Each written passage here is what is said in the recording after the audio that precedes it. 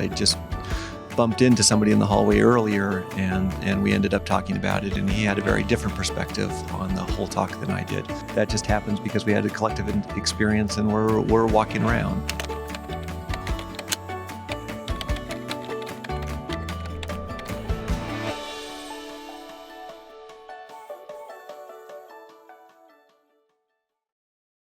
All right.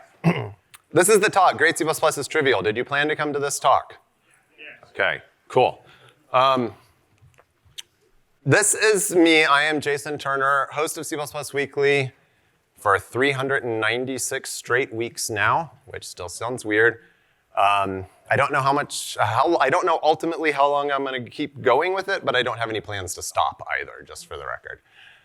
I have C++ best practices and puzzler books. I think some of you might have found those in the shop, possibly. I am a programmer, and I'm a Microsoft MVP, although someone's head is blocking that part of the screen. Since 2015. Now, interestingly, just for the record, being an MVP does not mean that I receive any sort of compensation or employment from Microsoft. They don't sponsor me or anything like that. It means that Microsoft recognizes my contributions to the developer community, basically. So, but the only benefit direct that I get from that is I get an MSDN subscription for free. I get some Azure credits as well, but I've never used them. Probably should someday. I do training, I do code reviews. This is the kind of stuff that I do. So if you like the way that I do things, then consider having me to your company. And also, as a quick reminder before I forget, I've got one large, one extra large, and one women's cut small. Two, I guess, gender neutral, one women's cut. T-shirts up here and some stickers and such for after the talk. Or I don't know, maybe if you say something really insightful, I'll try to throw a t-shirt at you, but the problem is I have to ask your size and then that becomes awkward. Move to the front, oh, never mind. Okay. Just out of curiosity, do you live in a city with a local C++ user group? Now raise your hand if you do. Okay. Do you attend your local user group? Keep your hand up. Okay. All right, now, just out of curiosity, do you live or work in the Denver, Boulder, Longmont area? Okay, now, raise your hand, nice and tall. Now, lower it if you come to my meetup.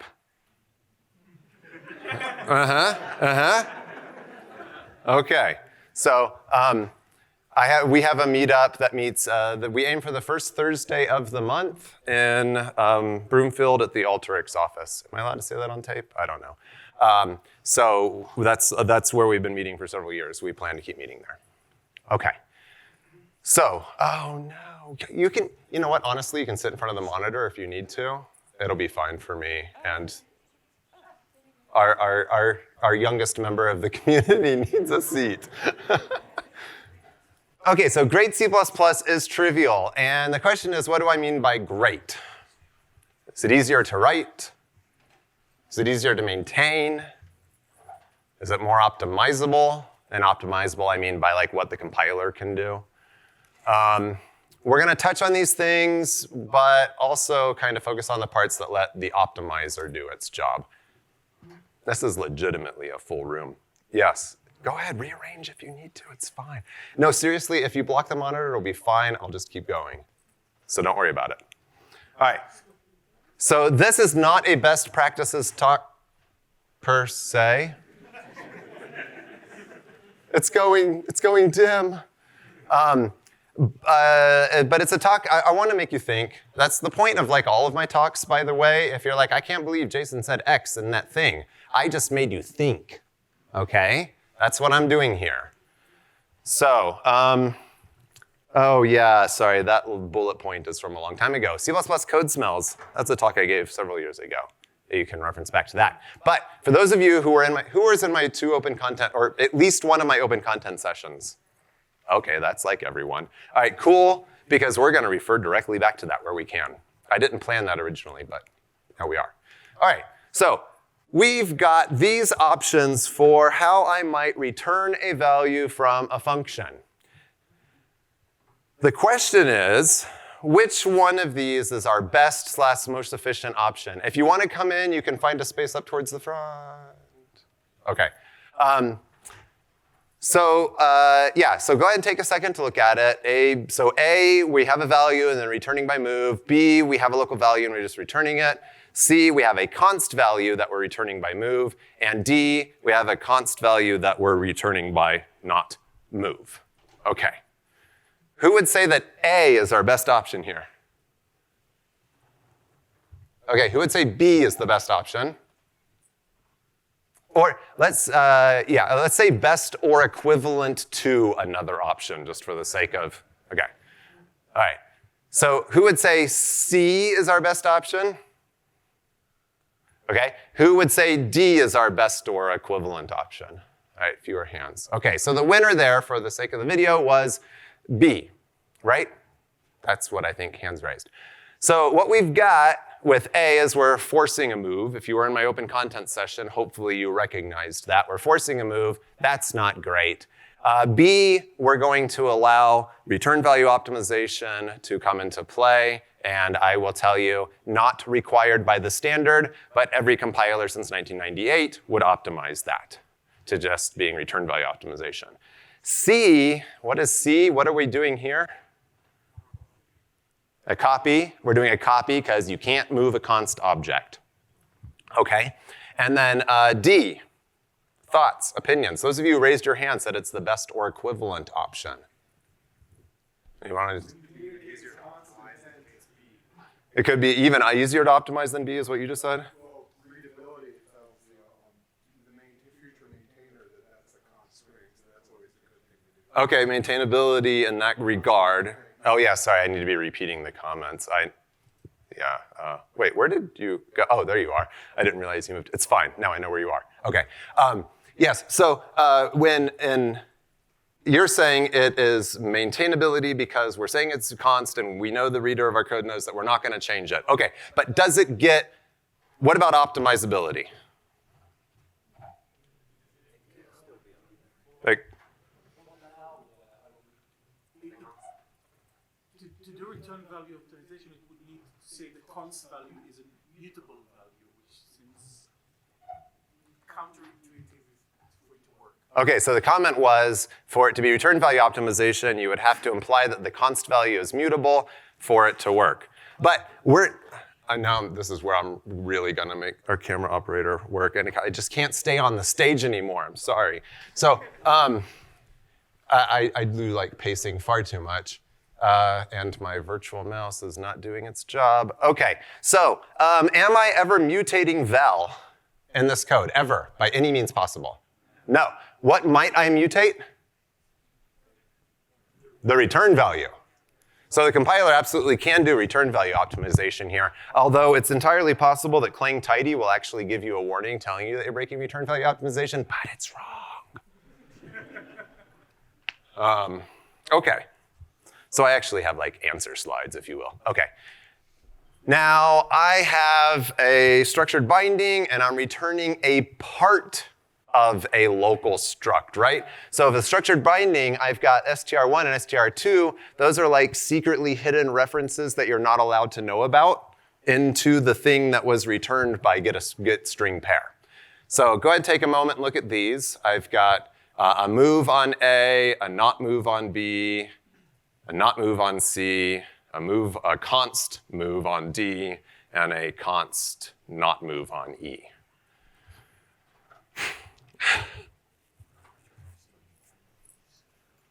Yeah, that's part of the problem, right? I hear, I'm not sure how structured bindings work. Yeah, I have a class for that. It's called Demystifying Modern C++. Add me to your company. We can talk about that class. We can talk about what the compiler actually does with structured bindings. All right, anyone have any guess? Like A, who says A? This is clearly the best idea, or probably the best idea. Okay, B. Okay, that's like, you're all like, C. Okay, that's basically the same number of hands again. We're not getting any consensus. D. Okay, like, wait, were you scratching your nose or was that a? Okay, so I don't think anyone's saying D. Okay, and then E. Yeah, okay, so E may be, okay. Let's see what my notes say. Because this is the slide that just had to change. So a structured binding is not until C++20 going to get an implicit move. We're never going to get return value optimization. You can't get return value optimization when you're returning a part of a structure, which is what we're doing here.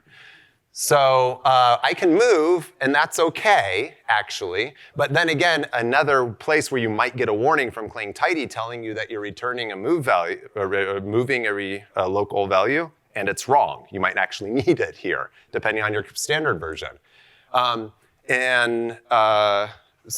Number B. What day is this? Okay, so in B, if it's less than C++20, then it's a copy because it's a part of the local structure. It's not actually a local identifier that I'm returning. But if it's C++20, then I get an implicit move. So actually changing your compiler flag can change this code right here. Yes, Ben? Can you do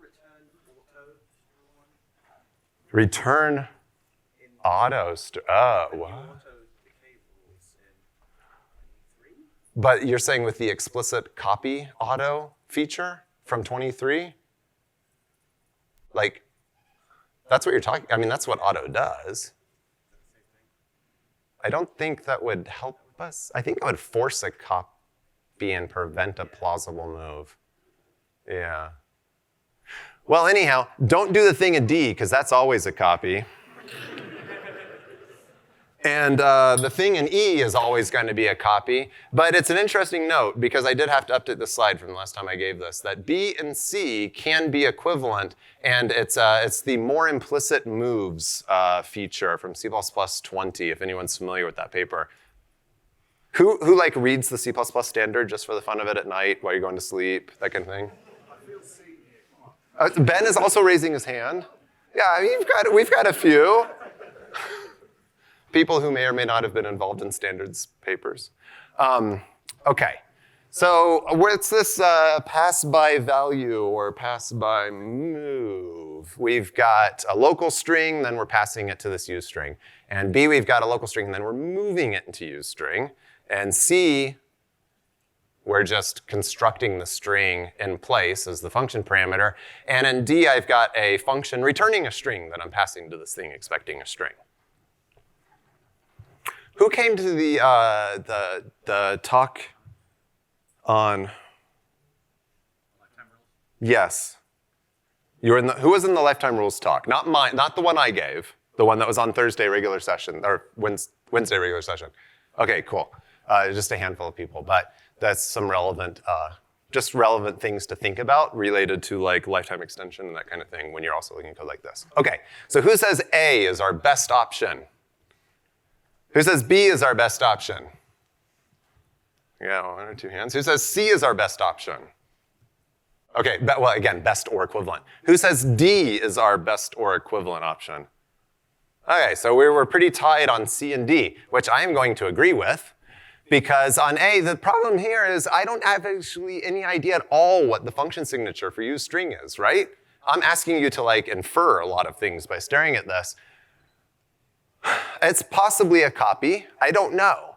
On B, it's possibly a move. If you were here on my Tuesday open content session, we have no idea if that object's actually going to be mutated by the function that I'm passing it to on line 3. And then C, direct init of the local parameter. If it's a const string reference, yay, I don't care. I threw it away. And D, same deal. It's either going to be a copy, or it's going to be a reference or direct initialization of the parameter. So I'm good with C or D. Okay, out parameter versus return value. Get a value, assign it to a local string. Get a value, assign it to a local const string. Or create a string, then pass it to get value. Or create a const string and pass it to get value.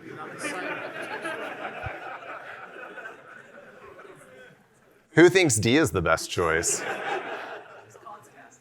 Use CppCast. Who said that? You need to hire me to come to your company. Where do you work? No, I'm just kidding. Okay. A. Who likes A? Okay. Who likes B? Okay, cool. That's more hands. Who likes C? Who likes D? All right, what's the problem with D, realistically? Yeah, it can't compile, right? I mean, what? It makes no sense. Well, or, scarily, if it does compile. Best case scenario, your code, how does that work? Best case scenario, your code doesn't compile. Next best case, in my world, your code crashes immediately when there's a bug in it. What's the worst case scenario? It keeps executing with corrupt data and you have no idea what's happening. Schrödinger bugs, yes. I like my code to crash immediately if I have a bug. That's spectacular. So wait, does this make anyone nervous if your code never crashes? Because, oh, never, all right. Okay, so we got the same deal. We're just doing a direct initialization of this local object. Or one way I like to teach this is that I'm just basically giving a name to the temporary that was returned. That's what I'm doing on lines C, A, and B. Okay. I've shown various options here. So on the first block in A, I'm just returning a string, and then I have the line 4 where I'm creating a local string, and then I'm doing assignment on 5. On B, I'm returning a const string. Note this is not a const string reference, just for the record. And then I'm creating a local and doing an assignment. And then on C, I'm just initializing the local S as a const object. And on D, I'm initializing the local S as a const object, or excuse me, non-const string here. Now I think we should have a much clearer demarcation of whose is the favorite options here. So whose favorite option is A? Like no one? Okay, B? No, maybe one? Okay, C? Ooh, this is great. Good programmers. Okay, D? D, I mean, if this is the entire body of the function, then clearly C is better. It's hypothetically possible I might be doing something with it on D. Ooh, that's right, I forgot I added bonus slides. Okay, all right, someone talk to me about, let's see, A. What am I doing on line 5 in A? What kind of assignment? Move assignment. What am I doing on B on line 5? Copy assignment.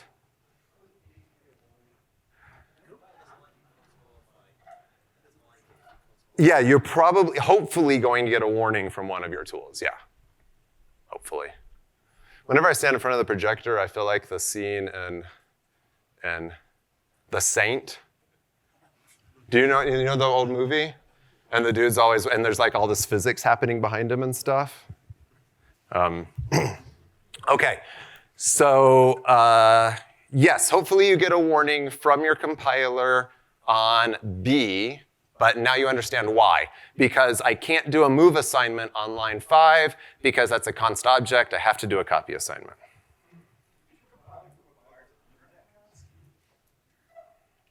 Yes. Oh, sorry, the question was, thank you. Was the compiler required to honor that request, that const on line 1? Yes. So, I don't really have time for this, but line 1 used to be considered a best practice like a very, very long time ago, and now it is definitely not. All right, slide answers, we have that. Okay, reassignment. I'm creating a string on line 2, I'm assigning it a value on line 4 in block A, and block B, I'm not doing those things. Who prefers A? Who prefers B? Okay, so again, I'm just giving the name to a temporary that's been returned from this function. Okay, so I already asked that question. Who came to the open content sessions? Oh, for the internet later, they weren't recorded. Open content sessions aren't recorded. I'm just speaking directly to the camera right now. Yes. If you, that's because the open content things, yeah?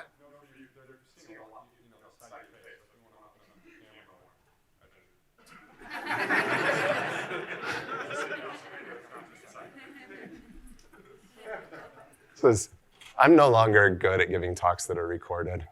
My open content sessions, and almost all of you raised your hands, my open content sessions weren't recorded. That's because they came directly from my training material, and I don't want to give my training material away. Nothing personal. I do lots of talks and YouTube videos and stuff aside from that. So making references to that, sorry, it's impossible for those of you who are watching this on YouTube later to watch those talks. But you can always hire me. Okay. So this example was built because we did that open content session. And I'm saying, how many string objects can we kind of reason about existing by the time line 12 is executed, by the time this complete program is executed? And put another way, if you remember me using Ben as an example on Tuesday, where was Ben this whole time?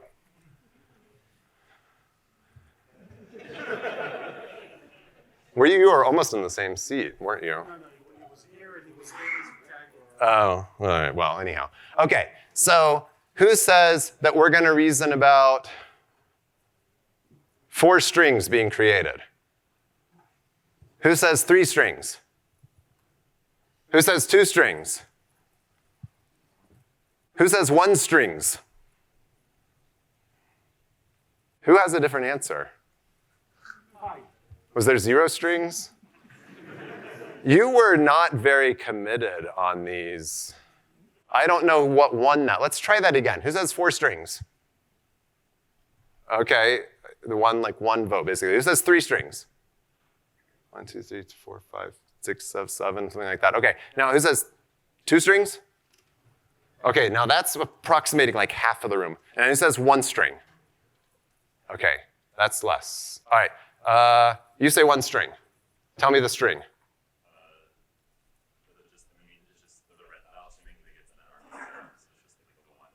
It's just the 1 string, str, the whole time. That got red voweled out. Where was Ben the whole time? Ben was always here on line 12. He's str. I should have renamed the variable Ben. I really should have. Okay, so again, not required by the standard, but compilers all do this. I've got yeah, I'm very rarely talking straight to the camera, am I? Oh, that's fine. Okay. So the local storage of proper size and alignment was created for the string. A pointer to it was passed into build string, which then passed that to get a string, because retval got passed to get a string. Get a string returns a string. We can actually say there's 1 string created here. Not required by the standard, but I can just about promise you that your compiler is going to do this regardless of optimization level. So, something to think about. We can compose RVO, and we can write composable functions that are efficient if we think about these things. How many allocations? 1. Oh, no, sorry, probably 2. Probably 2, because there's the one that was, who's asked that question? It depends on several things, right? If get a string was an empty string, and then I do that plus equal JSON was here, that's probably going to fit in a short string optimization, and possibly 0 allocations occurred.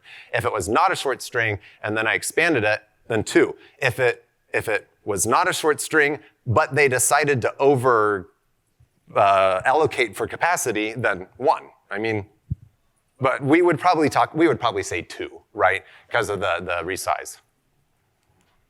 All right, that was just a random aside, and I'm probably spending way too much time on this. Okay, so triviality. Wait, what was the title of this talk? Yeah, great C++ is trivial. I haven't mentioned that word at all yet, so let's see why we're talking about this. So, if something is trivially destructible, so this is the type trait, is destructible, V is true, and whatever. Okay, so is trivially destructible is the name of the type trait. This is the definition. Basically, it says if it has a trivial destructor. then it's trivially destructible. Okay, is this trivially destructible? Does it require that all members also have trivial destructors? We'll get there, but yes. The question was, does it require that all members are trivially destructible?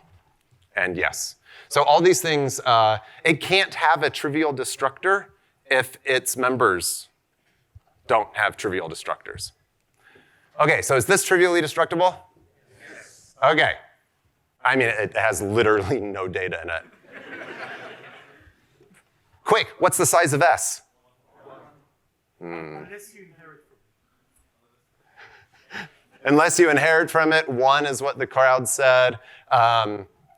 There's actually, I think the technically correct answer is not 0. We're not allowed to have 0. Yeah, well, and that depends also, so again, unless you inherit from it, that depends on whether or not your compiler does empty base optimization, that kind of thing, which not all compilers do, spoiler alert.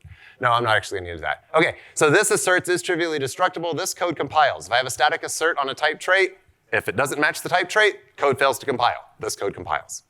Okay, is this trivially destructible? One person says no, everyone else says yes.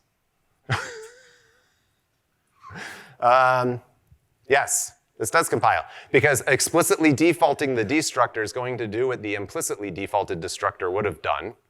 We've broken other things plausibly here, but we have not broken trivial destructibility. Okay, is this trivially destructible? No, it has a destructor. Stop putting empty destructors in your code, please. Internet, people here, go look through your work code base for empty destructors and remove as many as you can. I know that you'll come back to me, I'm gonna get comments, oh, but I'm using unique pointer and I have to forward declare, yeah, whatever. Remove as many as you can. Is this trivially destructible? No, why not? String. Because string is not trivially destructible. Okay, trivially copyable. The underlying, it requires that the underlying bytes making up the object can be copied into an array of car, unsigned car, or byte. Those are the three. Wait, is class defining virtual destructor equals default trivial destructor? No, so the question was if it, if a class defining a defaulted virtual destructor is trivially destructible. No, that can't be.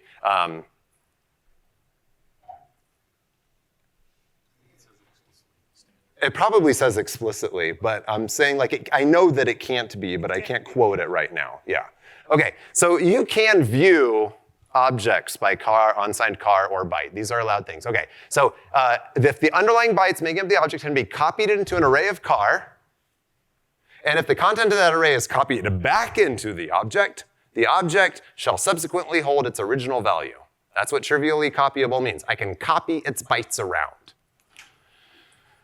And let's see, it must have at least one eligible copy constructor, move constructor, copy assignment operator, or move assignment operator, where each eligible blah, blah, blah is trivial, and it has a trivial non-deleted destructor. Non-deleted destructor. Who's ever written code with a deleted destructor? You can do that. I bet Ben has, yes. Sorry, I'm calling him out for the rest of the world here. Okay, is this struct containing an int trivially copyable? Yes. So there's two different ways of looking at this. So is trivially copyable, oh no, sorry, wrong slide. Okay, is trivially copyable something containing a string, not trivially copyable. Why? A string is not trivially copyable. Okay.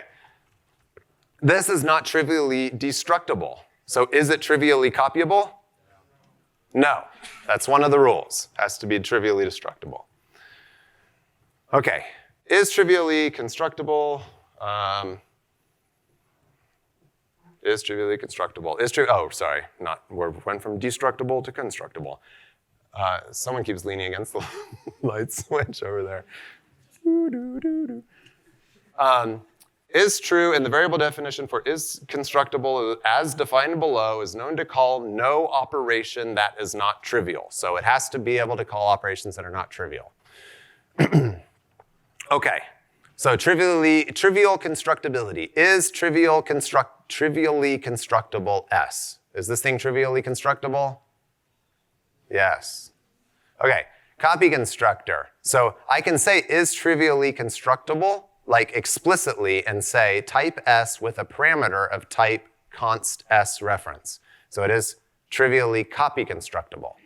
It is not trivially constructible with 2 int parameters because I don't have a constructor that takes 2 int parameters. It is not trivially constructible with 1 int parameter because even though I have a constructor that takes 1 int parameter, basically, is what it comes down to. Okay. So is trivially default constructible is just a shorthand for this. These 2 things are equivalent. What happened to the gyroscope in my pointer? Okay, there we go. So it is trivially constructible with no parameters or is trivially default constructible. These are the same thing. Okay, so is this trivially default constructible? No, because it has a default constructor, basically. All right, is this trivially default constructible?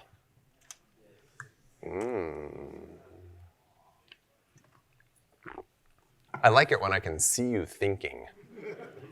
You're like, pretty sure that's what you just did, Guy, basically. You were like, when I asked. Okay.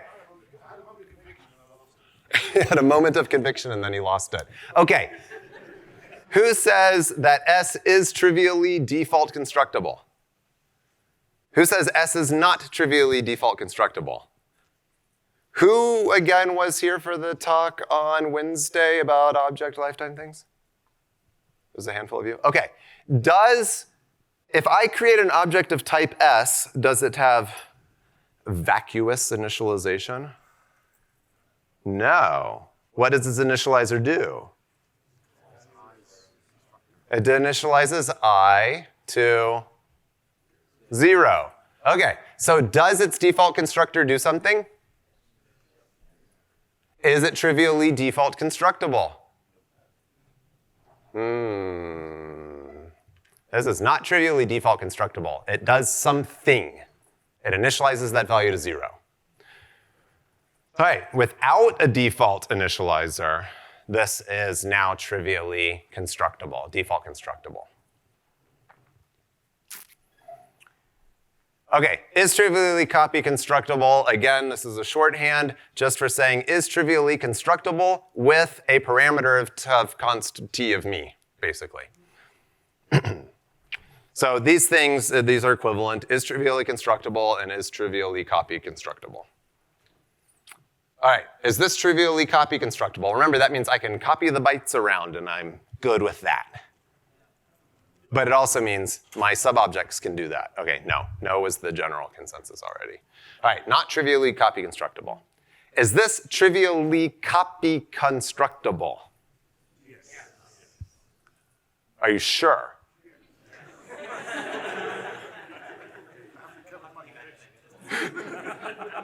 Yes. Is string trivially copy constructible before 11?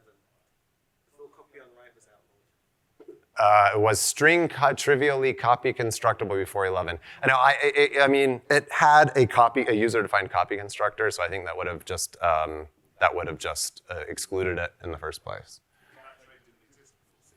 And there wasn't a trait for that anyhow. So yes, and it's like I don't. Yes, no, I don't.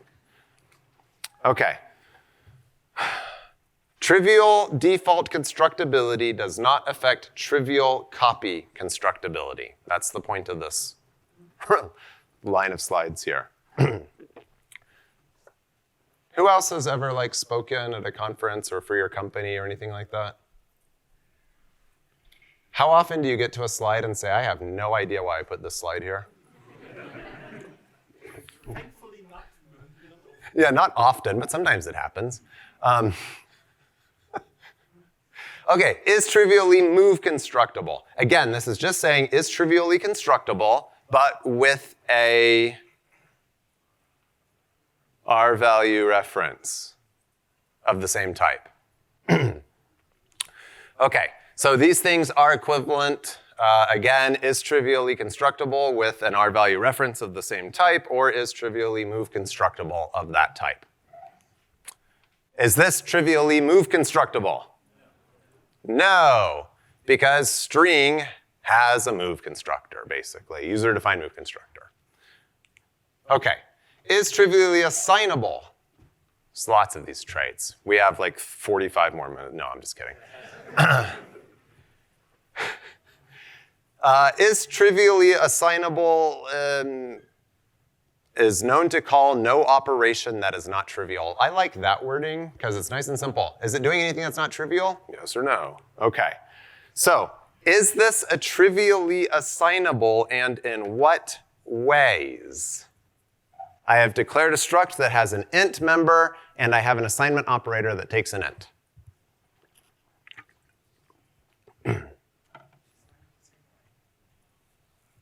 Want to jump off this side of the stage too?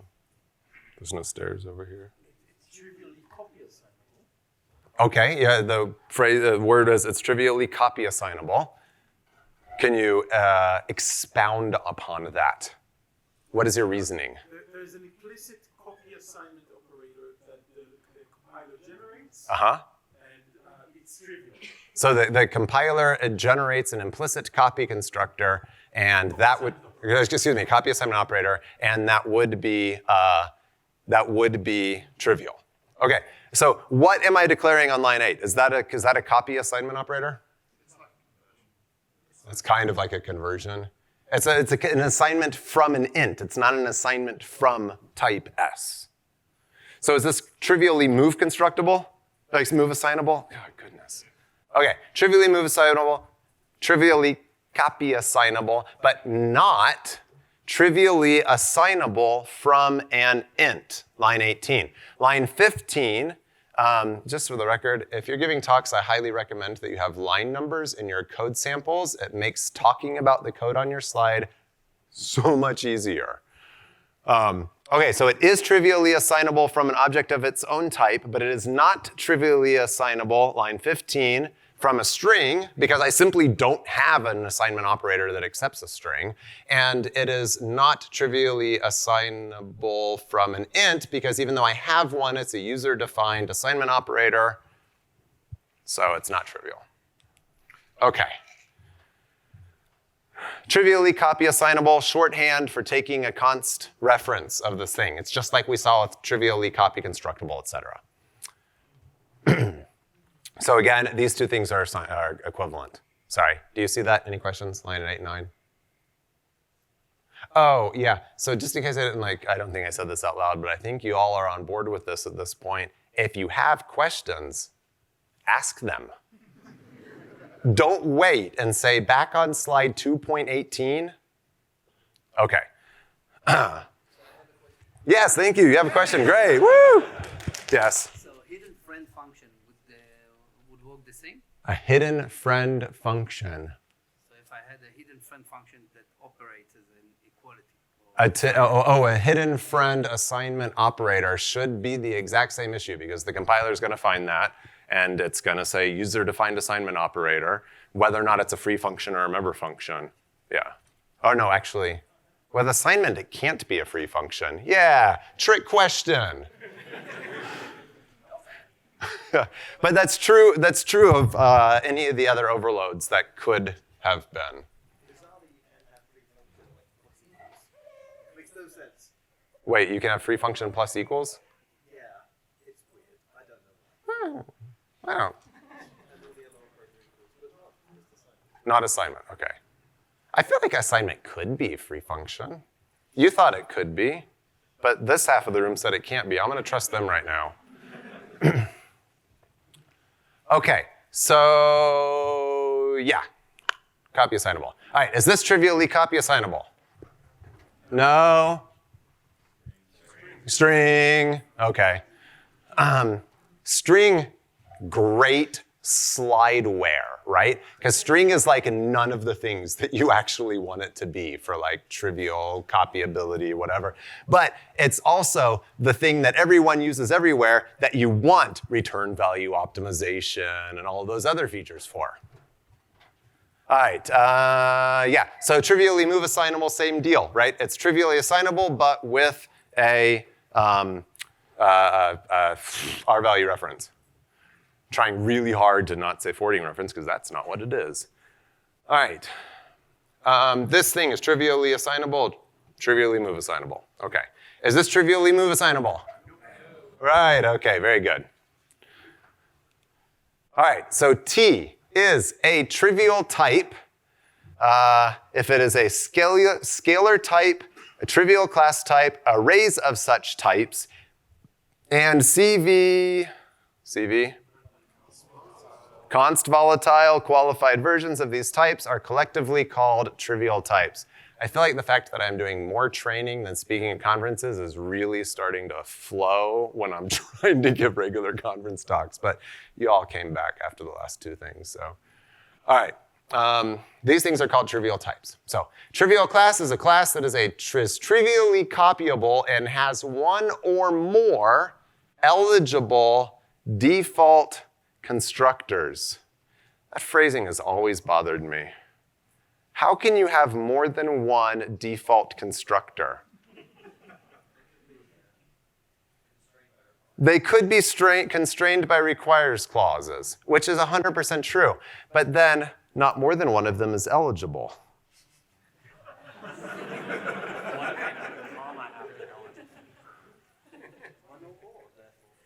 One or, well, okay. Note here, sorry. Virtual functions and virtual base classes exclude these things from the things. So a virtual destructor is a virtual function. Okay, so this thing, a struct containing an int, it is trivially default constructible, it is trivially destructible, it is trivial. Hey, we got back to the title of the talk. Okay. 40 minutes. Hey. Wait a minute. What? Yes.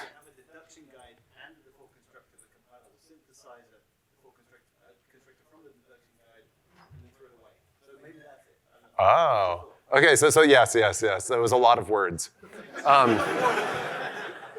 No. What Ben said was if you've got a deduction guide and a constrained and a default constructor, then the deduction guide can also be used to synthesize a constructor for direct initialization of the members in those cases, right? It has to be direct initialization. I think it has to. Yeah, I know. It's going to keep Ben awake tonight. Okay, so this thing is not trivially default constructible. It is trivially destructible, but it is not trivial, right? Because I don't have a default constructor that is trivial, therefore it is not a trivial type.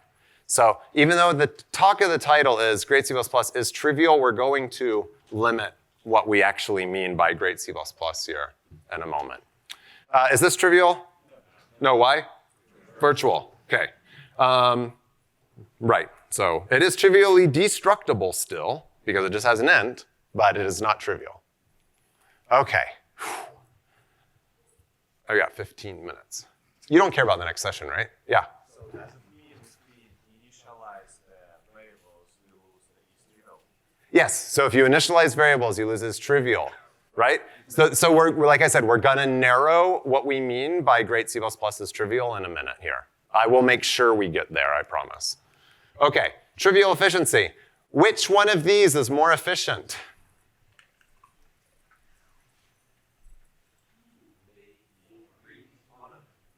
Who said all of them? Why? Because they're all trivial. Doesn't matter. Oh, wait, irrelevant. Hold on.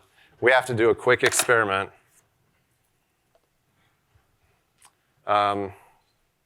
Oh, sorry. I just realized I have a slide for that. Okay, so yeah, right, whatever. It's returning 5 in EAX. Yay, who cares if I'm accidentally copying an int, right? It's irrelevant. Okay, the problem is, what happens if I turn off optimization? Is this code gonna change in any meaningful way?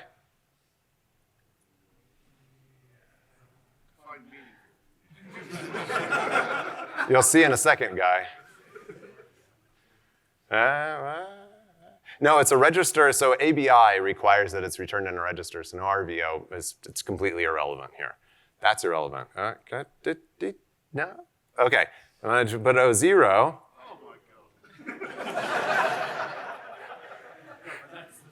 I'm not going to repeat what the audience member just said.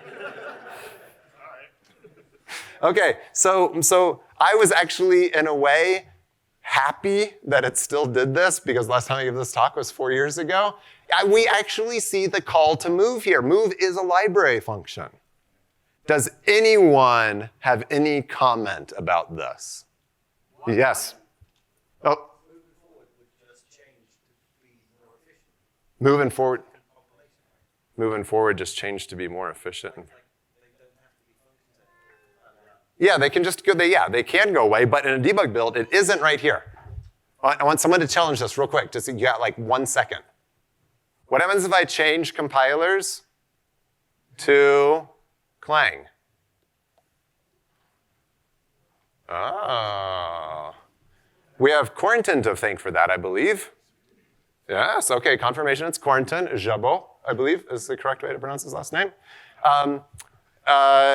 For making move and forward built-ins in Clang so that they don't affect debug builds. So everyone thank Corentin. And it was Corentin, right? Okay, good. I'm gonna feel really bad if it was someone else later. Oh no, I don't think it was Vittorio. Oh, Vittorio did the macro thing, not the move thing. Okay. Okay, so which one of these is more efficient or better choice? It's irrelevant. Asterisks, whether or not our standard move got eliminated. Okay, which one of these things is better?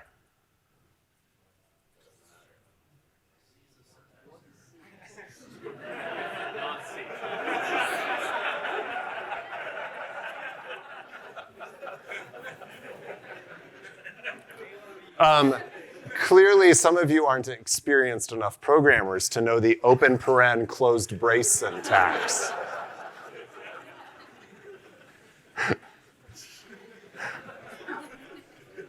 All right, don't pick C, fine. And curiously, it's the only one without a link to So the comment was it's the only one without a link to Compile Explorer. That's because it's only 3 lines, and I don't bother generating links for 3-line examples. But all of my slides have to compile, except I didn't want to #include utility and make the middle example bigger than it needed to be, so the checking doesn't run on this slide. So I screwed up. Okay, so again, mostly irrelevant. Out parameter versus return value. Do we have a preference? I mean, I still have a personal preference. Is there like an efficiency question here? Yes. Oh, Sue says yes. You said it very strongly. Who was it? Wow, why? Because it's returned in the register, yeah. So the compiler probably actually had to set up some stack space and pass in a pointer to be able to execute block C, but otherwise the other ones are returned in a register. It's a good point. Although I think I actually say irrelevant here. But I actually thought about that when I was just reviewing the slides earlier. Okay, does this change things? Why? Because I'm initializing the thing first. Notice in this one, I wasn't initializing it on line 2. Tell me what you think of this code.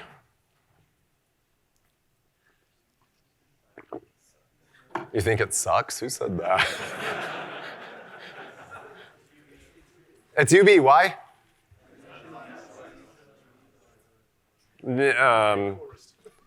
Because I'm, ultimately the UB is I'm reading an uninitialized value. I think that's the technical UB here on line 4, because I have to read the value to be able to add 10 to it. All right.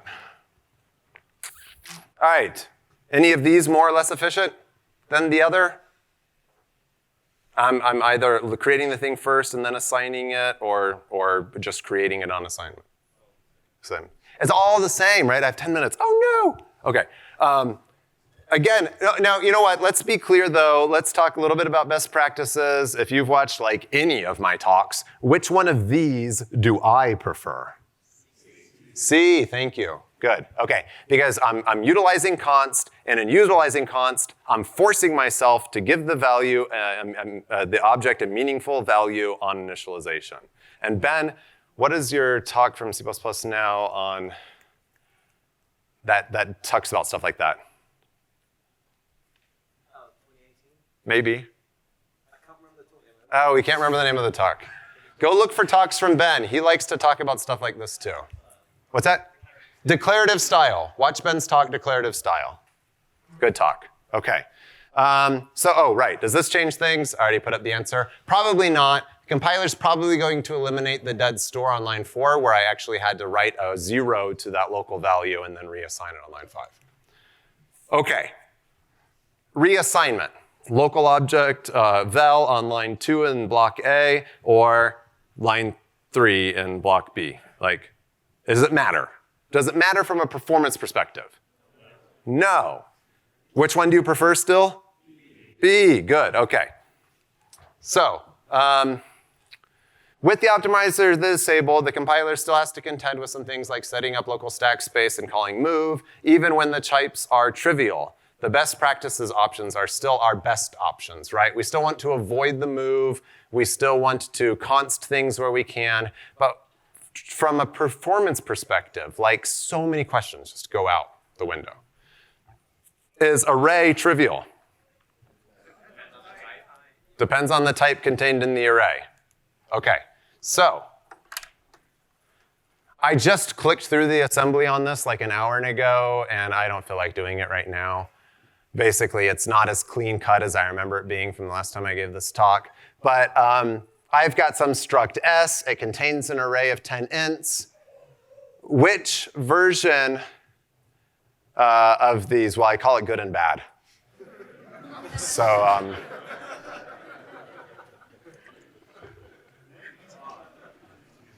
well, anyhow, in good, it is able to do, well, required to do something approaching return value optimization, right? So it's going to return this thing back on the stack. And bad, it actually does have to set up both of these things and then do like a memcopy kind of scenario. And you can step through the code if you want to later. So you can take a picture and type in the Godbolt link and go through it yourself. It's still good practice, even though the thing's trivially copyable. So, oh, sorry, where? What? Does it make any difference if op1, op2 being static? Does it make any difference with if opt1 or opt2 is static? Yeah. Well, if you make them static, then it's absolutely, definitely going to have to copy them back out onto the stack because it's going to have different storage and you're not returning a reference to something. If they were both static and you didn't know which one you were going to return, and then returning a const s reference on line 12, and then also what would I do to that function, line 12 in that case? Oh, come on. Const expr. All the things, right? Okay. Actually, a lot of these examples could have been const expr. Why don't I make these examples const expr? What? No, because when we click on the compiler explorer, all the code goes away because const expr implies in line. So there's a good reason I don't have const expr on these examples. At const expr context, none of these rules are going to change. It's just going to prevent the UB, as someone pointed out, and some of the examples. And actually, since all of them are string now, I really could have made all of them const expr. Const expr doesn't do RVO, but a const expr function is still allowed to do RVO. It just doesn't do RVO at compile time. Yeah, RVO is not a thing in const expr. A const expr function still will do RVO if you call it at not compile time. If you do it at compile time, then it's not going to do RVO. I want to make sure that just you all understand that adding const expr isn't going to break the optimizability. I have 5 minutes. All right, so can everything be trivial? No, okay. Not everything, but a lot of things can be. We can do things like this, have a max capacity, max fixed size capacity container that is an array, for example. I have done this in real code. And just basically increment the size of the thing as I push back into it. What happens though, there's a potential not good bug here. Yeah, if I don't check size if I go past the end of the thing. So I might have to do something to handle errors, something to prevent UB at runtime. I'm not going to step into this assembly because I am actually out of time right now. How many allocations is this going to do?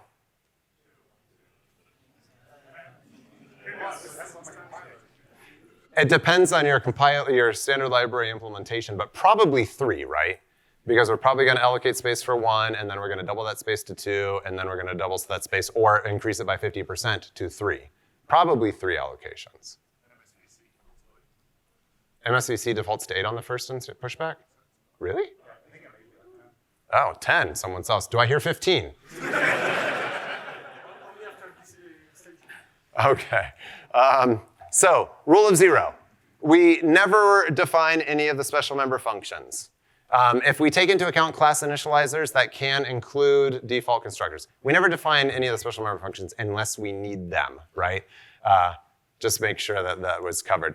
So rule of 0 or 5. Prefer the rule of 0. No special member functions, otherwise we're going to break a lot of other things. If we do have to have them, then all 5, please. I believe there was a talk on that this week, but I did not attend it. Okay, so great C++ is trivial. By this, being trivially destructible and trivially copyable is probably the best thing you can do to write code that your compiler can optimize. Seriously. Trivial default constructability isn't our main concern because it doesn't affect the other things that we really care about, which is copyability and destructibility. Follow the rule of 0 everywhere you can.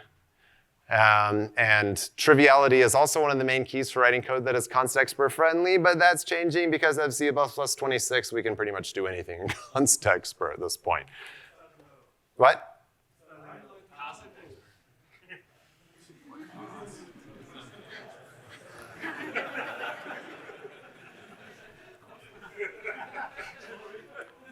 That's a proposal that Ben and I are working on.